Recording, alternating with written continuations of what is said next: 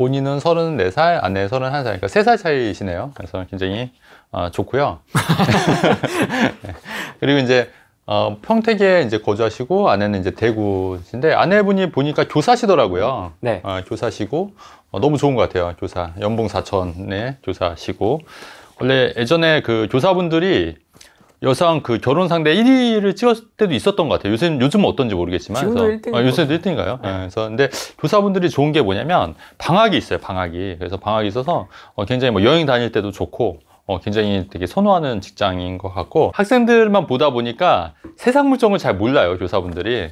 그래서 잘 모르는데 이제 그거를 깨고 이제 저희 회원분들 중에서도 교사분들이 좀 있거든요. 근데 보면은 그거를 깨고 오신 분들은 되게 세상 물정이 밝은데 오히려 그러니까 이게 사람이 많이 알수록 고개를 숙이잖아요. 그러니까 잘 모르는 사람들은 오히려 자기가 되게 잘난 줄 알거든요. 근데 교사분들이 그래요. 그러니까 잘 모르시는 교사분들이. 그러니까 세상 물정을 잘 모르시는 분들은 본인이 똑똑하고 잘났다고 생각을 하고 또 학생들을 또 이제 가르치다 보니까 좀 약간 그런 게 있거든요. 그래서 이런 부분은 조금 물론 이제 이분은 충분히 이제 그 세상 물정을 잘 아시는 교사일 거라고 이제 생각을 합니다. 네, 자 그렇게 되고 이분 같은 경우 보니까 자산이 굉장히 많으세요. 나이에 비해서 그렇지 않습니까? 27억이면 그리고 이제 10억 8천이 이제 순자산이고 11억 2천이 이제 주택담보대출과 신용대출인데 여러분 이렇게 보면 이렇게 돈이 많으신 분들도 굉장히 많아요. 세상에는 그러니까 나이가 젊은데도 이렇게 많으신 분들 굉장히 또 많고 또 없는 분들도 많은데 또 많은 분들도 많이 있다는 거를 또 아셔야 될 것 같아요. 그래서 이런 상황을 보시고 근데 이분 같은 경우에 보니까 자영업을 하셔서 그런 이제 돈을 굉장히 많이 버시더라고요. 짱짱합니다. 네, 2억에서 3억. 무슨 자영업을 하는지 모르겠어요. 그건 없더라고요. 없어요. 그래서 아마 그 핵심 노하우여서 아마 얘기를 안 하신 것 같긴 한데 좀 궁금하긴 합니다. 네. 자, 그래서 본인은 평택 지제역의 아파트를 2021년 3월에 샀으니까 7억 3천이니까 그렇게 많이 시세 차익은 많이 없는 편이에요. 그냥 현재도 이 정도 시세이기 때문에. 그리고 아내분은 이제 평택 고덕 아파트를 이제 2020년 샀는데 이거는 그래도 좀 싸게 사신 거죠. 좀 일찍 사신 거니까. 요거는 그래도 조금 이제 시세 차익이 조금 나셨을 것 같은데 그렇게 많지는 않았을 것 같고 또 최근에 좀 약간 가격대 좀 내려갔어요. 그래서 내려가서 그렇게 막 시세 차익이 많이 날 것 같지는 않다. 이렇게 되고 월 지출은 1,000만 원. 두 분이서 1,000만 원이면은 그래도 좀 럭셔리하게 사시는 편. 왜냐면 아기가 없는데도 한 1,000만 원 쓰기 때문에 럭셔리까지는 아니고 그냥 쓸 거 쓰면서 여행 다니면서 아마 사시는 분들인 것 같아요. 스트레스 받지 않고. 돈 좀 쓸 거 쓰고 뭐 나쁘지 않죠. 뭐 1,000만 원. 자, 그래서 이제 뭐 원리금 상환의 금액은 뭐 300에서 500 정도 보고 있는 건데 근데 이분 같은 경우에는 혼인신고를 안 하셨더라고요. 명목적으로 봤을 때는 각자가 1주택인 거예요. 그래서 혼인신고를 하고 나서 5년 이내만 매도를 해도 비과세 받을 수 있다. 2주택이니까 혼인신고를 이제 하시고 나서 5년 이내만 매도를 하시는데 다만 고도 평택 이쪽이 다 조정적이니까 2년 거주를 하셔야 되는데 지금 본인 집에서는 지금 여기 거주하고 계신 거잖아요. 지금 거주하고 있고 아내분도 제가 여기서 보니까 대구에서 거주하는데 그래서 요거는 이제 거주가 힘들면 제가 요것도 말씀드릴게요. 이게 그 상생임대주택 아시죠, 여러분? 네. 상생임대주택. 이거는 뭐냐면 내가 거주를 안 해도 내가 그 5% 이상만 안 올리고 한 번 더 갱신해주면 상생임대주택을 해서 2년 거주를 요건을 해주는 거니까 만약에 거주가 힘들면 상생임대주택을 활용해서 비과세 받을 수가 있으니까 그렇게 또 하셔야 되는데 오늘 제가 또 여러분들한테 되게 이렇게 후레인TV에서 제가 처음으로 오픈하는 그거 팁을 하나 드릴게요, 여러분. 네. 상생임대주택이 언제 이제 비과세가 되냐면 제일 마지막 되는 주택이 비과세가 되지 않습니까? 맨 마지막에 팔 때. 그러니까 다주택이라고 하면 1, 2, 3 있는데 내가 상생임대주택 거주를 못하지만 비과세 받고 싶으면 요 1번 주택을 이제 상생임대주택으로 하고 나머지 2번, 3번을 일반 세율로 팔고 나머지 이제 1을 맨 마지막에 팔았을 때 이제 비과세가 되는 게 상생임대주택인데 그러니까 제일 마지막에 팔았을 때 다주택이라 하더라도 제일 마지막에 팔았을 때 비과세가 되는 건데 여러분 근데 먼저 팔아도 비과세 되는 방법이 있어요. 여러분 그 거주주택 비과세 아시죠? 거주주택 비과세는 뭐냐면 내가 1, 2, 3, 4가 있는데 이거를 주택임대사업자를 주택임대사업자를 하고 내가 거주를 하는 주택을 먼저 팔아도 비과세 해주는 게 바로 거주주택 비과세예요. 다만 여기 이제 임대사업자로 등록이 돼야 되고 최소 5년 이상 5% 이상 올리는 그런 제한이 있는 거거든요. 근데 그 주택임대사업자가 없어지면서 5년 안 하고 4년짜리 해도 그냥 그 거주주택 비과세 해주는 걸로 지금 나와 있어요. 그렇다고 하면은 내가 거주주택 비과세를 받고 싶은데 거주를 못 했을 경우가 있지 않습니까? 이때도 상생임대주택이 적용이 돼요. 제가 이거 국세청에 이제 문의했거든요. 그러면 원래 상생임대주택이 제일 마지막에 팔아야 되지만은 거주주택 비과세일 때는 내가 가장 먼저 팔아도 비과세를 적용을 받을 수 있다는 얘기예요, 여러분. 이게 국세청에서 제가 답변을 받았기 때문에 아마 거의 맞을 거예요. 그래서 혹시라도 나중에 이게 뭐 국세청에서도 사실 이제 잘 모르는데 이건 확실하게 얘기를 해주더라고요. 거주주택 비과세도 상생임대주택이 해당이 되면은 적용이 되기 때문에 그렇게 되면 먼저 이거를 먼저 팔더라도 비과세를 적용을 받을 수 있다. 거주주택 비과세도 이런 부분은 참고하셔야 될 것 같고, 근데 거주주택 비과세가 여러분 일시적 일가구 2주택도 뱉어요. 일시적 일가구 2주택. 그러니까 무슨 말이냐면 내가 2, 3, 4 이거를 다른 주택을 주택임대사업자로 돼 있고 5년 이상 임대를 놨을 때 내가 이거를 팔고 다른 주택을 살 때 기존 주택이 비조정일 때는 3년, 조정일 때는 지금 2년으로 바뀌었죠. 이때 이 기존 주택을 처분하더라도 비과세 되는 게 일시적 일가구 2주택이지 않습니까? 이게 거주주택에도 해당이 되거든요. 근데 이때도 이 주택을 사고 나서도 이걸 먼저 팔아도 일시적 일가구 2주택도 상생임대주택에 해당이 되면 비과세가 적용이 된다고 답변을 받았거든요. 그래서 이게 나중에 맞겠죠. 국세청에서 얘기를 한 거니까. 그래서 물론 이제 제가 혹시라도 이게 세법 관련이가 굉장히 민감한 거니까 한번 여러분들도 크로스 체크를 해봐야 되고 또 당당 세무사님한테 문의를 하셔서 하셔야겠지만 어쨌든 제가 드리신 말씀은 상생임대주택에 일시적 일가구 2주택도 적용이 되고요. 그 다음에 거주주택 비과세도 되기 때문에 이런 거를 잘 활용해서 전략을 잘 짜시면은 먼저 팔더라도 비과세를 받을 수 있다. 이런 부분도 좀 같이 참고해서 공부하시면 좋을 것 같습니다. 자, 그래서 이분 같은 경우에는 상생임대주택을 활용해서 내가 거주를 안 하더라도 비과세를 할 수 있는데 이분 같은 경우는 굳이 다른 주택이 없기 때문에 무조건 비과세가 돼요. 혼인으로 인한 일시적 일가구 2주택 비과세가 적용이 되기 때문에 상생임대주택을 활용해서 이게 2024년 12월 말까지이기 때문에 그 안에 상생임대주택을 해서 비과세 받아서 각각 이제 처분하는 걸로 하면은 괜찮을 것 같다. 그런 말씀 드리고 여러분 지제역이요. 저도 깜짝 놀랐던 게 수서역에서 SRT 가면은 18분, 20분밖에 안 걸려요. 수서역에서. 그래서 굉장히 가깝습니다. 굉장히 가까워서 깜짝 놀랐습니다. 그래서 또 평택이 여러분, 삼성전자 반도체 공장이 있잖아요. 계속 그쪽이 엄청 들어오고, 많이 좋아지기 때문에 이쪽도 굉장히 유망해요. 그래서 이쪽 자체가 아까 좀 전에 제가 아파트는 대한미에 있는 신축 아파트는 제가 53점인가 드렸잖아요. 근데 이런 아파트들은 제가 한 78점, 거의 80점에 근접한 아파트들이에요. 사실 저희가 아파트 명을 지금 얘기를 안 하는 거지만은 네네. 알고 있습니다, 지금 저희는. 네네. 그렇죠. 네.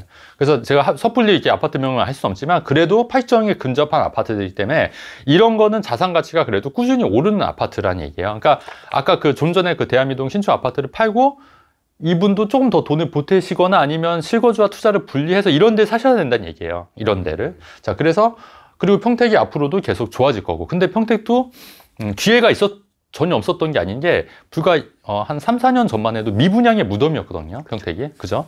그러니까 오히려 이럴 때가 기회가 될 수 있다는 얘기예요. 미분양의 무덤이었고 분양가 자체가 3, 4억대였기 때문에 그때 잡았다고 하면은 굉장히 큰 기회가 될 수 있었던 거죠. 그래서 이분 같은 경우에 대구 투자의 양극화라고 하는데 지금 대구가 미분양의 무덤이잖아요. 그래서 결국 평택도 미분양이 많았던 것처럼 대구도 이런 시설이 있는 거예요. 근데 대구는 지금 앞으로 물량도 굉장히 많이 있더라고요. 그래서 제가 볼 때는 조금 더 기다리면 분명히 좋은 기회가 올 거다. 근데 지금 선진입하는 거는 조금 아니지 않냐. 왜냐면 물량이 아직도 많이 남아있고, 그래서 지금 조금 더 가격이 좀 더 대구 같은 경우에는 조금 더, 좀 지켜보거나 아니면 그러니까 지금 만약에 선진입하게 되면은 좀 너무 오래 기다리거나 아니면 전세나 월세를 좀 정말 낮은 가격에 맞춰야 되기 때문에 생각보다 더 많은 자금이 필요할 수 있기 때문에, 대구로 지금 들어가는 거는 아니다. 현재로서는 아니다. 하지만 향후 좀 주의 깊게 관찰하다가 향후 1, 2년 후 혹은 좀 빠르면 또 그 안에 이렇게 약간 좀 변화가 생기면 그때는 관심 있게 지켜보면은 분명히 좋은 기회는 올 거라고 저는 봅니다. 네. 이게 되는 거고 대출 상황 같은 경우에는 2.1%에서 4.5로 올라서 이자가 많이 올랐으니까 아니 여윳돈 있으면 갚으시는 것도 나쁘지 않고 최근에 고정금리로 갈아탈 수 있는 방법들이 좀 있으니까 그런 부분도 좀 참고해서 하시면 좋을 것 같아요. 그래서 어쨌든 대출 부담은 좀 줄이는 게 좋으실 것 같고 여기엔 안 썼지만 이분은 또 주식 투자 해외 주식을 좀 하고 계시더라고요. 그래서 해외 주식 같은 경우에도 테슬라 이런 것도 해서 좀 수익이 많이 났다고 하시니까 네, 그런 것도 좀 같이 병행해서 뭐 투자하시면 괜찮을 것 같다는 생각이 들고요. 자, 그래서 이분 같은 경우에는 평택 정리 후에 강남을 재투자할까 이렇게 말씀하셨는데 저는 요거에 제일 좋은 것 같아요. 자, 그래서 지금은 아직 나이가 어리고 자녀가 없으니까 대구에서 정착을 해야겠다 생각하지만 일반적으로 애들이 태어나고요. 애들이 학교가 들어갈 때쯤 되면은 대부분의 엄마들, 아빠들이 다 강남으로 오고 싶어 합니다. 왜냐면 학군 때문에 그래요. 학군 때문에. 목동이나 강남에서 지금은 아마 그런 생각이 안 드실 거예요. 아, 강남 뭐 교통도 복잡하고 안 좋고. 근데 저희도 그랬거든요. 저희도. 실제로 제 얘기를 좀 말씀드리면 저희는 이제 당산동의 아파트 34평 아파트를 분양받고 25평 반포레미안 이 분양가가 똑같았어요. 여기 당산동의 34평 아파트가 그때 7억 8천이었고요. 반포레미안 25평이 당시에 미분양이었는데 이것도 7억 8천이었거든요. 근데 여기는 계약금을 이제 일부 넣은 상태였고, 근데 여기 이제 34평이에요.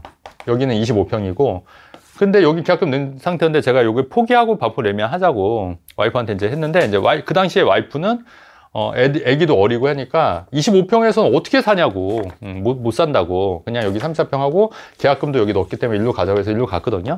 근데 여기서 또 이제 희비가 바뀌는 거예요. 그러니까 이 당시에 제가 만약에 계약금을 만약에 포기를 하고 일로 만약에 갔으면은 더 빨리 더 성장할 수 있었던 거죠. 왜냐면 여기가 지금 거의 한 28억 뭐 이 정도 하지 않습니까? 그렇기 때문에 이게 어떻게 보면 그러니까 이게 저도 그러니까 놓친 경우들이 굉장히 많아요. 그러니까 어떻게 보면 순간의 선택이 어마어마하게 이게 차이를 낼 수가 있거든요. 근데 그 당시에도 저희들이 좀 간과했던 게 애들 교육이나 이런 거 신경 안 써요. 지금은 그래서 저희도 이제 강남으로 왔는데 와이프가 이제 좀 애들이 크고 하니까 강남으로 가자고 잘 계속 얘기를 하더라고요. 근데 마찬가지예요.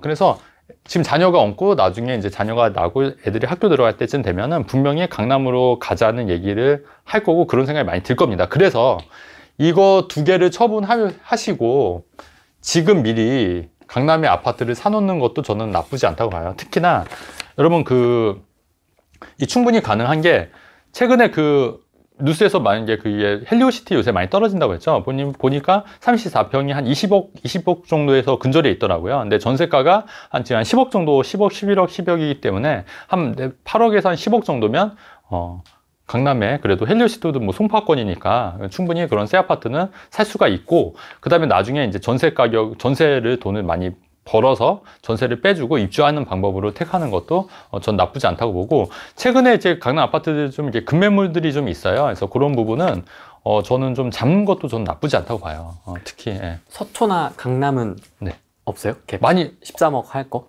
글쎄 좀 구축으로 가야겠죠. 아무래도 구축으로 가거나 아니면 찾아보면 또 있는데 그래도 최근에 좀 가격이 많이 떨어진 쪽으로 보면 헬리오시티 같은 경우는 있고, 그 다음에 개포동도 가능해요. 한 13억 정도면 충분히 13억에서 15억 정도면 충분히 가능하기 때문에 이런 거를 잘 찾아야 되고, 다만 대치동이나 삼성동 같은 게 이제 토지거래 허가구역으로 묶여 있어서 실입주를 해야 되거든요. 근데 그런 데를 빠진대. 그래서 도곡넥슬 같은 경우에는 도곡동은 또 그게 토지거래 허가로 안 묶여 있기 때문에 그래서 그런 데는 또 최근에 좀 많이 오른 경향이 있거든요. 근데 그 말은 뭐냐면 한편으로는 토지거래 허가구역이 저는 또 언제까지 지속된다고 보이지는 않거든요. 또 없어질 수가 있는데, 그러면 토지거래 허가로 묶여 있던 지역들이 토지거래 허가구역이 해제가 됨으로써 이렇게 누르는 게 이제 갑자기 이제 나올 수 있는 거거든요. 그래서 그런 부분도 좀 투자 판단하시기에, 그러니까 그게 해제되는 시점에 이제 들어가는 것도 괜찮을 거라는 좀 생각이 들고요. 최근에 반포 같은 경우에도 계속 오르던 이유가 반포가 유일하게 입지가 굉장히 좋은 지역임에도 불구하고 토지거래 허가 지역이 아니었던 지역이에요. 그래서 반포가 또 최근에 좀 많이 올랐던 부분도 있다. 네, 이렇게 보시면 될 것 같고, 그래서 꼭 송파 헬리오시티가 아니더라도 아까 말씀하셨듯이 찾아보면 분명히 강남에 이제 갭 투자할 만한 지역들이 있으니까 미리 선투자하시고, 대신에 이거 두 개를 정리해야겠죠. 비과세 정리해서 선투자하고, 그 다음에 제가 볼 때는 충분히 잔산도 많고 또 돈도 많이 벌고 계시거든요. 나중에 어떻게 될지 모르겠다고 좀 이렇게 하셨지만 충분히 또 현금 흐름도 앞바퀴도 잘 굴러갈 수 있을 거기 때문에 충분히 그렇게 강남에서 입성하는 것도 괜찮지 않을까, 그렇게 생각합니다. 앞바퀴 뒷바퀴가 이렇게 크신 분은 또 오랜만에 그렇죠. 봅니다. 네, 그래서 부럽죠. 부럽고. 그 다음에 그 자영업, 왜냐면 또 젊으시니까, 그죠? 34살이면 굉장히 나이가 어리신 편이잖아요. 젊으신 편이고. 네, 그리고 자영업 어떤 거 하시는지 제가 궁금해서 나중에 좀 댓글로 달아주시면 안 될까요? 그 옛날이 아니라 그 옷 브랜드 중에 네. 앞바퀴 자전거 큰 빈폴. 네, 빈폴이군요. 빈폴. 네, 빈폴 브랜드 네. 그 모양이 갑자기 생각났습니다. 네. 사업을 저렇게 빈폴. 짱짱하게. 앞바퀴. 그러니까. 그리고 이분은 보면 앞바퀴 엄청 크네요. 엄청 커요. 뒷바퀴. 엄청 네, 엄청 그렇다고 크고. 뒷바퀴가 작냐? 그것도 아니에요. 그렇죠. 이제 앞으로 이걸 이제 불려가는 이제 스타일인 거죠. 네, 뒷바퀴도 만만치 않게 그렇죠. 큽니다. 앞으로 이제 더 크시게. 네, 순자산이 15.8억인데 뭐. 그러니까. 네. 그러니까 만약에 자수성가 하셨으면은 정말 대단하신 거고요. 정말 대단하시죠. 근데 의외로 또 이렇게 보면 저도 상담하면 깜짝깜짝 놀란 경우도 굉장히 많아요. 그러니까 의외로 돈이 많으신 분들도 많고 또 자수성가 하신 분들도 많고 또 날고 계신 분들도 많기 때문에 우리가 또 모르면 진짜 제가 보니까 알면 알수록 이렇게 고개가 숙여지는데 모르면 자기가 굉장히 잘난 줄 알아요, 여러분. 그렇기 때문에 본인이 지금 이 방송을 보시고 본인이 잘났다고 생각하시면은 나는 잘난 게 아니다. 잘난 게 아니다. 그렇게 생각을 하셔야 됩니다. 그게 정상인 겁니다, 여러분. 네. 어떻게 생기신 분인지 궁금해요, 갑자기. 그러니까 다 가졌어. 모든 걸 다 가졌어. 그러게. 여자분 그죠? 그 교사인 아내도 그죠? 네. 그러니까 소득- 한번 같이 초대 한번 하면 안 될까요? 이렇게? 자산도 짱짱하고 소득도 짱짱하고. 네, 초대 한번 해서 이렇게 또 한번 그 방송에서 혹시 이렇게 출연 가능하시면 같이 이렇게 다이다이로 다이다이랑 1대1로 이렇게 상담해주고 이렇게 방송 나오고 하는 것도 재밌을 것 같아요. 우리 팀도 같이 앉아서. 네, 그것도 그런 한번 것도. 나중에 신청서를 하면 받아보겠습니다. 근데 자기 얼굴을 이제 좀 이제 얼굴을 내보여야 되니까. 네. 뭐 그래도 상관없다고 하시면 그런 분들은 제가 그 선물로 제가 건물주마블 이렇게 하나씩 드리는 걸로 어쨌든 이렇게 하시면 되고 아까 요 상생 임대주택을 한번 그 비과세 되는 거 아까 그 거주주택 비과세나 일시적 일가 2주택도 해당이 되니까 이런 부분도 참고해서 보시면 좋을 것 같습니다. 저 같은 입장에는 솔직히 85점, 90점짜리를 찾아요. 그러니까 그런 측면에서 봤을 땐 평택 아파트도 이미 많이 오른 거예요. 이미 많이 오른 건데 지금 78점으로 따지자고 하면은 평택도 그렇게 나쁘진 않다는 얘기인데, 근데 제 입장에서는 90점, 95점짜리 아파트를 찾아야 되기 때문에 그런 측면에 봤을 때는 지금 들어가는 거, 그러니까 투자로 제가 들어가진 않는다. 하지만 실거주를 만족하고 78점 정도에 만족한다 하면은 나쁘지 않다는 얘기예요. 이해되시죠? 네. 90점짜리 아파트는 어떤 거냐면, 그러니까 이런 거예요. 그러니까 그 예전에, 그러니까 2018년도, 19년도에 김포 아파트가 88점, 90점 됐던 거예요. 사람들은 몰랐지만. 90점인지 몰랐는데요. 그죠, 몰랐지. 모르죠. 그러니까 저만 아는 거죠. 저만. 그러니까 제가 드리고 싶은 것은 뭐냐면, 저평가된 부동산을 찾는 게 핵심이에요, 여러분. 저평가된 부동산 찾는 게.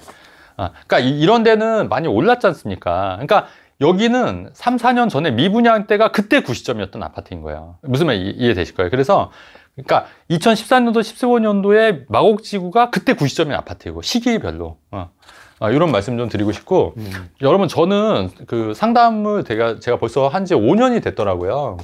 중개업 등록하고 상담한 지 5년이 됐는데 저는 이 5년 동안 솔루션이 다 달랐어요. 다. 그러니까 2017년, 2018년도에는 뭐 운정신도시라든가 김포한강신도시라든가 그리고 2019년도에는 미사지구라든가 그 다음에 2019년도 동탄이라든가 그 다음에 뭐 2020년도에는 옥정신도시라든가 그 다음에 그 간간히 또 그 본인 포트폴리오에 맞게 또 어떤 분들은 또 강남의 압구정 현대아파트를 사는 경우도 있고요. 이야. 또 개포동 아파트 사는 경우도 있고 대박 났죠. 그래도 그러니까 금액에 따라서 또 이 사람의 스타일에 따라서 또 어떤 분들은 또 월세 수익을 원하시는 분들은 상가나 오피스텔을 제가 추천해서 또 한 경우도 있고. 근데 제가 이 말씀 왜 드리냐면은 굉장히 유명한 유튜버들이 많아요. 저는 그렇게 유명한 유튜버가 아니에요, 여러분. 맞습니다. 네.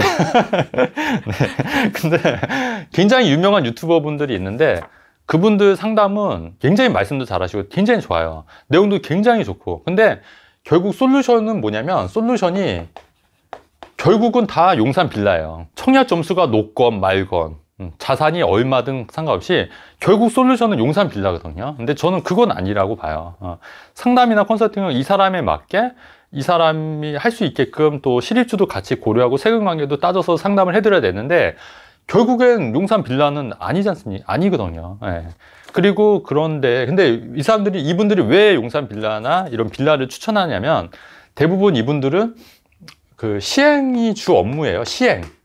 그러니까 직접 빌라를 짓고 파는 게 업무이기 때문에 상담 솔루션이 결국은 빌라를 추천할 수밖에 없다는 얘기입니다. 근데 저랑은 좀 다르죠. 저는 시행을 안 하고, 그다음에 저는 이제 중개업 등록을 해서 서울 수도권에 이제 저평가된 부동산을 찾아서 제가 상담을 드리는 거기 때문에 저랑은 약간 스타일이 다르고, 그리고 기존에 제가 그 솔루션도 계속 변화했고, 저평가된 데를 찾아서 상담을 주로 드렸기 때문에 굉장히 많이 오르고 재미를 많이 보셨다. 이런 말씀을 좀 드린 겁니다. 예. 상담 받는 입장에서는 이런 거죠. 상담하고 그치, 용산 신축 빌라를 사면 그쵸, 예. 뭔가 일단 결과물이 딱 나오잖아요. 그쵸, 예. 그래서 아 뭔가 나 했다 그쵸, 예. 라는 맞아요. 이 만족감이 있는데 청약을 하라고 진짜로 진심 어린 조언을 해주면 맞아요. 자꾸 떨어지니까 이게 승질이 나고. 맞아요. 그러니까 이런 경우가 있었어요. 맞아요. 좋은 말씀인데, 제가 이제 가점이 그때 60점이 68점인가 이렇게 되신 분이 저한테 이제 상담을 의뢰했는데, 사실 68점이면 높은 거죠. 굉장히 높은 거죠. 예, 거의 60점. 그러니까 사실은 이거는 지금 같은 경우에는 요즘 부동산 기회가 안 좋을 때 무조건 웬만한 데 넣으면 거의 다 돼요. 당첨이 되시거든요. 그래서 이분한테는 제가 상담을 했을 때 무조건 청약 위주로 가셔라. 근데 사실 그게 맞거든요.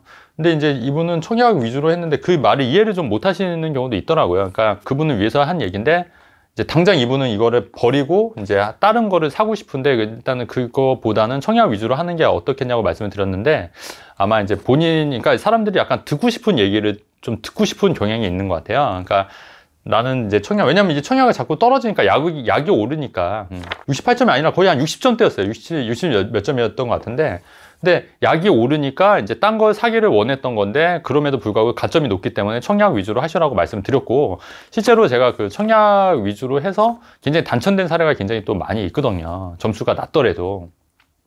그런데도 불구하고 이제 그런 부분에 대해서 좀 맞지 않다고 생각하시는 분들 물론 계실 것 같고, 근데 그건 사람마다 다 다르니까. 그리고 아까 좋은 말씀하셨는데, 빌라 같은 경우에 사실 이게 재개발이 돼서 오르는 경우도 있는데, 사실 그렇지 않은 경우가 더 많아요. 그리고 이게 빌라 같은 경우는 사실 매매 자체가 좀 많이 안 되는 경우가 사실 많거든요. 돈이 묶이는 경우도 있고. 그래서 어떻게 보면은, 그러니까 이분들 논리가 이거였어요. 경기도의 아파트, 새 아파트보다 오히려 서울에 있는 빌라를 사는 게 더 유리하다는데 아니거든요, 여러분. 돌이켜 보시면 경기도에 있는 새 아파트가 훨씬 더 많이 올랐습니다. 매매도 잘 되고. 빌라 사면은 사실 그렇게 많이 오르지도 않고 매매도 잘 안 돼요. 그러니까 어떻게 보면 이것도 투자할 때 어떻게 보면은 돈이 많이 묶일 수 있는 건데도, 그런데도 불구하고 많이 모르는 거고, 다만 내가 등기를 했다고 하더라도 이게 잘못된 등기면 굉장히 고생할 수가 있는데도 불구하고, 그러니까 이런 부분은 좀 많이 간과하시는 것 같다. 그래서 제가 드리고 싶은 말씀은 뭐냐면, 초보자일수록 빌라보다는 아파트 위주로 하시는 게 맞고요. 그 다음에 내가 가점이 높으면 당연히 청약으로 가신 게 더 그게 안전 마진을 확보한 측면에서 유리하다는 얘기예요. 근데 이제 청약이 낮은데도 불구하고, 가점이 낮은데도 불구하고 청약을 노리는 거는 아니니까, 그럴 때는 또 다르게 전략을 짜야 된다는 이 말씀을 좀 드리고 싶습니다. 말은 솔직히 누구나 다 그냥 그럴싸하게 하면은 그럴싸하게 다 할 수가 있어요. 근데 중요한 건 뭐냐면 솔루션이에요. 솔루션. 내가 결국에는 어떤 부동산을 선택하냐에 따라서 내 운명이 달라지고 인생이 달라지는 거거든요. 근데 그런 거를 내가 정말 잘못 선택해서 잘못 빌라를 사거나 오피스텔을 사서 정말 인생이 좀 많이 안 좋아진 케이스 정말 많이 보기 때문에, 이런 부분은 정말 주의하셔라. 이 말씀을 좀 꼭 드리고 싶었습니다.